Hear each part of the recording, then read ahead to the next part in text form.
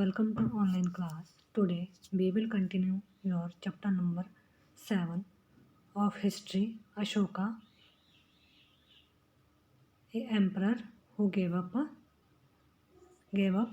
war. मतलब अशोक एक सम्राट जिसने कि क्या था, ऐसा योद्धा जिसने युद्ध को त्याग कर दिया था, युद्ध करना छोड़ दिया था। उसके बारे में हम इस चैप्टर में पढ़ रहे हैं।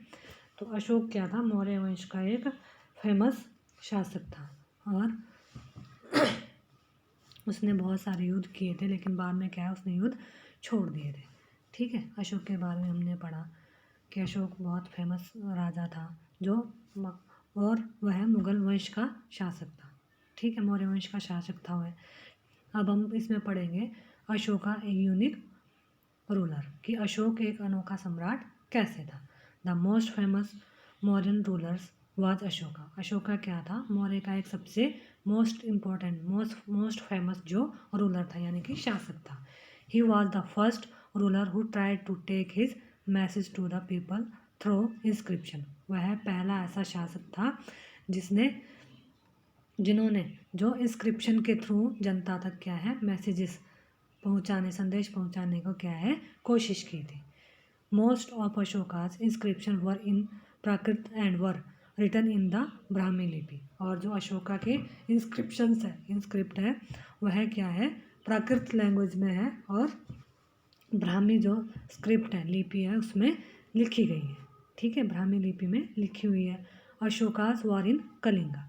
अब क्या है, कलिंग युद्ध का, अशोका का जो कलिंग युद्ध हुआ था वह है, उसके बारे में इसमें बताया गया है। Kalinga is the Asian name of coastal Odisha. See map number 5 पे पेज नंबर 68 में देखेंगे आप कलिंग को, जो प्रेजेंट टाइम में अब इसको क्या है कोस्टल ओडिशा, तटीय ओडिशा के नाम से जाना जाता है। Ashoka fought a war to conquer Kalinga. Ashok ने क्या है यहाँ पर कलिंग को जीतने के लिए एक लड़ाई शुरू कर दी। However, he was so horrified when he saw the violence and bloodshed that he decided not to fight any more war. He is the only king in the history of the world who gave up conquest after winning a war. और क्या था, जो अशोक था, लेकिन युद्ध जनित हिंसा में जो भी वहाँ पे खून खराबा हुआ उसको देखकर उसके अंदर से एक आवाज़ उठी कि उन्होंने निर्णय लिया कि अब वह भविष्य में कभी भी युद्ध नहीं करेगा। यहाँ पे Ashoka inscription describing the Kalinga युद्ध के बारे में दिया गया है, इसको आप पढ़ लेना।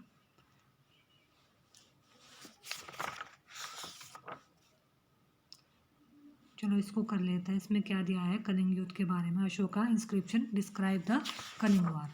अशोका का क्या है एक वर्णन है जिसमें अशोक ने अशोक का विलेख है जिसमें कलिंग युद्ध का डिस्क्रिप्शन मिलती है। This is what Ashoka declared in one of his inscription. इसमें क्या है, अभिलेख एक अशोक की बात कही है।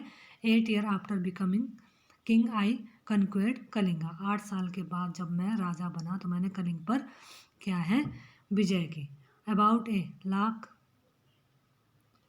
and a half people were captured and more than a lakh of people were killed। और उसमें क्या है 1.5 लाख के करीब लोगों को बंदी बना लिया और 1 लाख लोगों से भी ज़्यादा वहाँ पर उनको मारा। दिस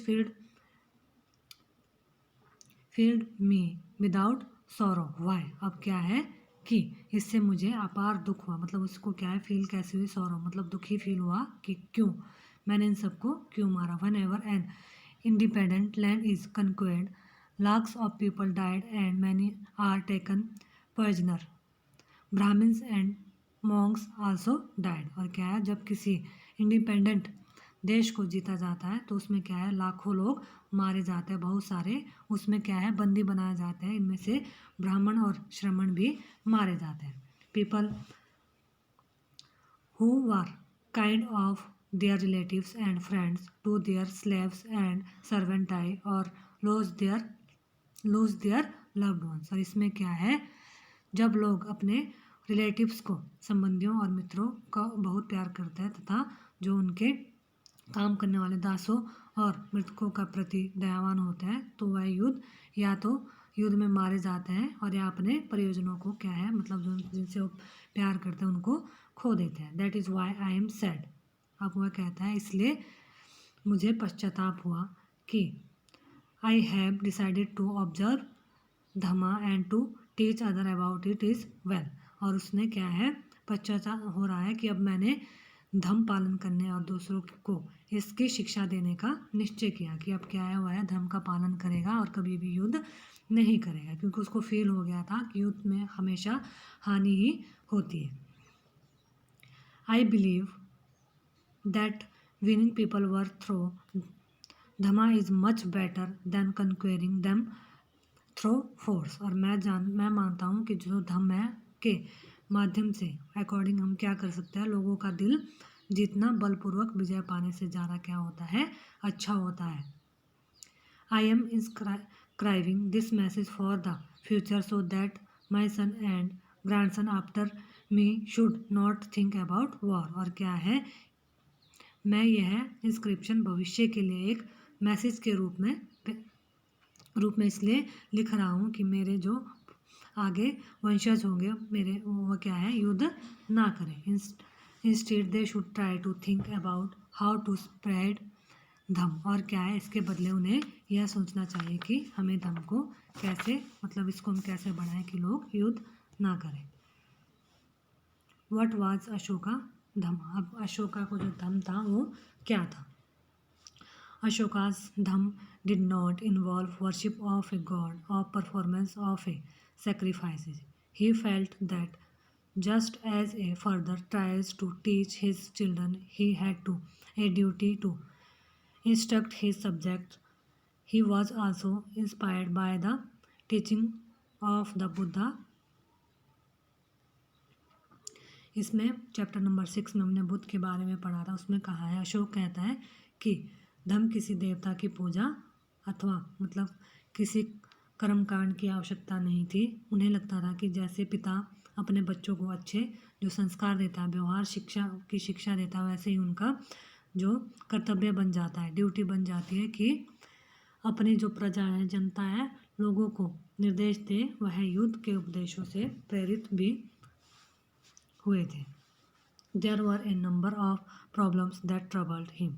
और क्या है ऐसी बहुत सारी समस्याएं थी जो जिनका उन्होंने सामना किया था जिससे वह फेस करनी पड़ी थी। People in the empire follow different religions and this sometimes led to conflict. क्या था उनके साम्राज्य में अलग अलग रिलीजन के जो लोग रहते थे और वाले कई बार टकराव पैदा उनमें हो जाता था। Animals were sacrificed, slaves and servants were ill treated. Besides, there were quarrels in families and amongst neighbors. Ashoka felt it was his duty to solve these problems, so he appointed official known as the Dhamma Mahatma who went from place to place teaching people about Dhamma. Beside, Ashoka got his message inscribed on rocks and pillars, instructing his official to read his message to those who could not read it themselves. और क्या था अशोका ने धम्म का प्रचार के लिए क्या है कुछ ऑफिशियल अधिकारियों को चुना जिन्हें महात्मा कहा गया और क्या है उन्हें प्लेस टू प्लेस जाने भेजा गया कि वह सभी लोगों को यह मैसेज धम्म के जो प्रचार करें और इसको बढ़ाए और उनके लोगों को धम्म की शिक्षा दे कि युद्ध वगैरह हमें नहीं करना चाहिए। Ashoka also sent messenger to spread ideas about dhamma to other lands such as Syria Egypt Greece and Sri Lanka. He built road, dug wells and built rest houses. Besides, he arranged for medical treatment for both human being and animals. और इसके अतिरिक्त अशोक ने अपने संदेशों को message को अलग अलग देशों में भी भेजा और अधिकारियों को निर्देश दिया कि वह राजा के संदेश को उन लोगों को पढ़कर सुनाए जो खुद नहीं पढ़ सकते हैं। और अशोक ने धम्म प्रचार को मिस्र इजिप्ट और ग्रीस, श्रीलंका आदि में भी अपने जो मैसेंजर्स को उन्होंने भेजा और उन्होंने सड़कें बनवाई, कुएं खुदवाए और विश्राम गृह बनवाए। इसके अतिरिक्त उन्होंने क्या है, अलग अलग जगहों पर, जगह जगह पर क्या है, medical treatment for both human being and animals, मनुष्य के लिए और जानवरों के लिए मेडिकल ट्रीटमेंट के लिए क्या है, अलग अलग उन्होंने संस्थाएं खोली, चिकित्सा की व्यवस्था प्रोवाइड करवाई। Ashoka message to his subject. अब क्या है, अशोक अपनी प्रजा के लिए क्या संदेश भेजता है, इसके बारे में आप पढ़ लेना खुद कि इसमें क्या बताया गया है। इससे आगे हम नेक्स्ट वीडियो